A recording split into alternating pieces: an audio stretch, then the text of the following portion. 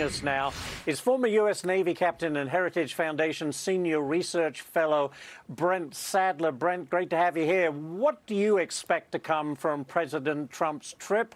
He's not shy about making his point to NATO. What do you expect to come out of it? Well, he'll continue to be very plain-spoken and direct, as I think the Europeans deserve and need to hear. They're improving, but there's still a long way to go to pay their fair share of defense spending.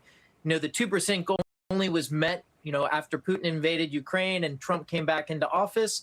And now they're moving into a 3%, the new goal, given the new realities, as they now move forward to 5%, to include about a 1.5% of GDP that should be spent on industry, resiliency type investments that do support national security. So expect the president to be zeroed in on who's paying what percentage of their GDP, because it's an easy metric to follow, but it's certainly not the only thing he'll be pressing on. At the same time, be also getting on that loyalty issue about access to bases that we needed while we were fighting Iran earlier in this conflict, that just wasn't coming as easily as you would expect from countries like the UK.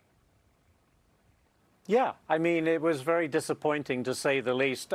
When you take a look at the U.S. military expenditures compared to other NATO allies, it's not even close. $980 billion for the U.S., the next closest, Germany, at $93 billion.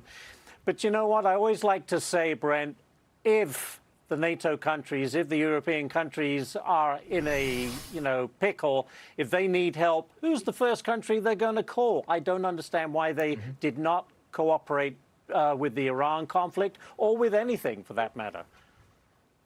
No, absolutely. Our interests are so thoroughly aligned that it's hard to understand, other than domestic partisan politics at play, that, cheap points that could be gained by castigating President Trump, when really what you've seen out of Washington, D.C. now in two terms is what I would call tough love, the type of language and course treatment that was required to get the alliance back to health. And it still has a long way to go, but you don't get this type of language and commitment from the White House and to President Trump if it's not focused in on strengthening NATO, because as each individual country is more capable in its own military defense, it makes it a more capable ally. And I think that's the goal. And I think that's the message you should expect to continue to hear, and certainly the type of language that you're going to get from President Trump.